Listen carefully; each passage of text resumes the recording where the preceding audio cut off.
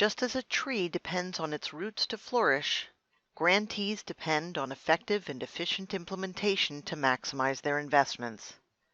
Think about how you will implement your programs well in advance and when developing your con plan so you can ensure the strategies you develop and the activities you fund can be delivered efficiently and effectively.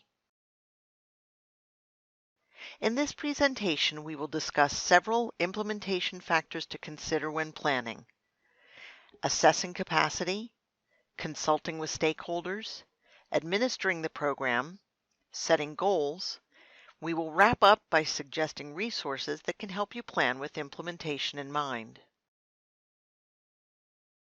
First, let's explore why it is important to consider implementation when planning. Grantees depend on several stakeholders to implement their activities. Federal, state, and local municipal departments, community organizations, lenders, developers, and program staff all play key roles in delivering a successful project.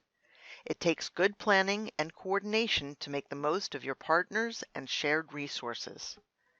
Similarly, think about the partner and staff capacity you will need to achieve your goals. This includes the ability to deliver programs, administer funds, and maintain compliance. Develop strategies that support your strengths and help you build your capacity so that you and your team are prepared. When you have effective partners and strong staff capacity, your programs operate smoothly and you have the tools to maximize your investments. Stakeholders, partners, and your own staff are the roots of the tree which anchor your program. It's important to design programs that can be operated both efficiently and effectively. Look at past performance to help you understand your strengths and weaknesses. Avoid funding activities that have high administrative costs and little return on investment. Find ways to streamline and consolidate functions within and across programs and agencies. To do this, map existing processes, look for problem areas, and identify ways to improve. Leverage other funding sources and partner resources. Review your funding expenditures and work with partners to ensure efforts are not duplicated. During the planning process, take a step back and consider both your internal and external capacity to administer and oversee activities.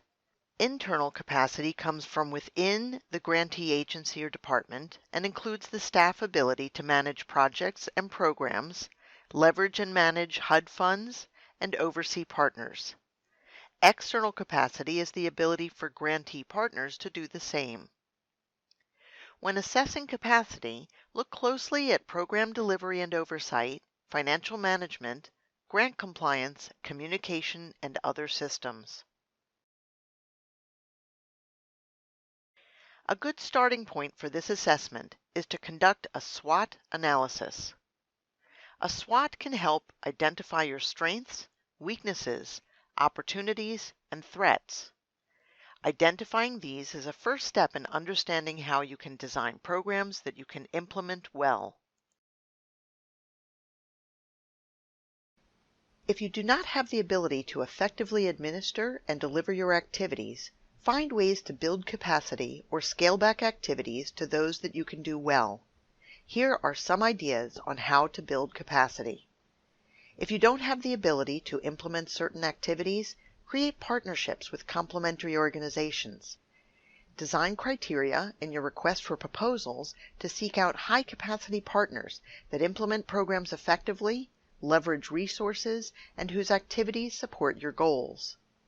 Work with other municipal departments, local universities, and institutions that have the expertise you need.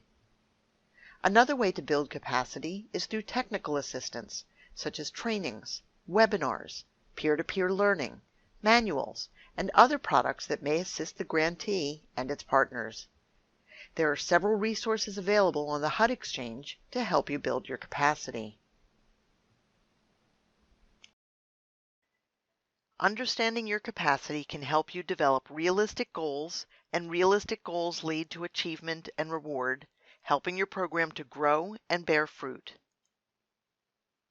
Setting goals that are out of reach creates frustration, and those that are too easy to achieve can dampen motivation and produce lesser results. One way to develop realistic goals is to involve stakeholders in the discussion.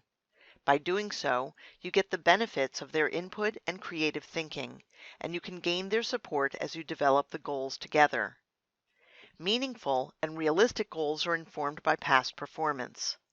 Goals should reach just beyond what you've been able to achieve in the past, forever raising the bar. Grantees sometimes forget to celebrate their milestones and accomplishments. Milestones are the building blocks of achievement. When you communicate and celebrate them, you generate energy to do more. When developing strategies to reach your goals, consider project feasibility, timeline, administrative capacity, funding sources, and activity constraints. Performance evaluation informs effective strategy development. Identify your strengths and weaknesses and use that information when developing strategies. Evaluate your portfolio of activities as a whole as well as individually, and determine how project implementation played a role in success or failure. Build ongoing program evaluation into your strategy. Here are some questions you may ask. Were our expectations for the project reasonable? What were some of the implementation strengths and challenges of the project? What would we do differently next time? Once you have determined which activities you are able to implement effectively and will help you achieve your goals, use an RFP process to solicit them. If an activity has specific implementation challenges, include special requirements in your RFP and ask applicants to address them.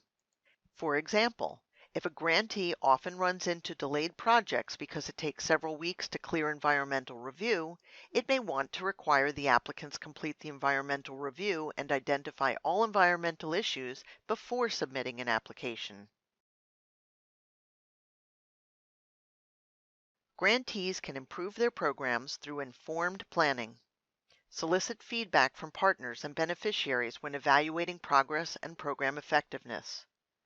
Two ways to request direct feedback are by asking beneficiaries to complete exit surveys and by holding focus groups with stakeholders to discuss barriers to progress and how to improve program design. Communicate regularly with partners and stakeholders during program implementation. Involve stakeholders and partners in troubleshooting issues. Their perspectives and commitment to working with you can be a great resource to your program. Collaborate with colleagues in other municipal departments, adjacent municipalities, and peer communities. Share experiences. For example, other municipal departments may have experience with a particular partner or may have designed efficient administrative processes that could be replicated. Seek out resources on the HUD Exchange and on the Internet in general.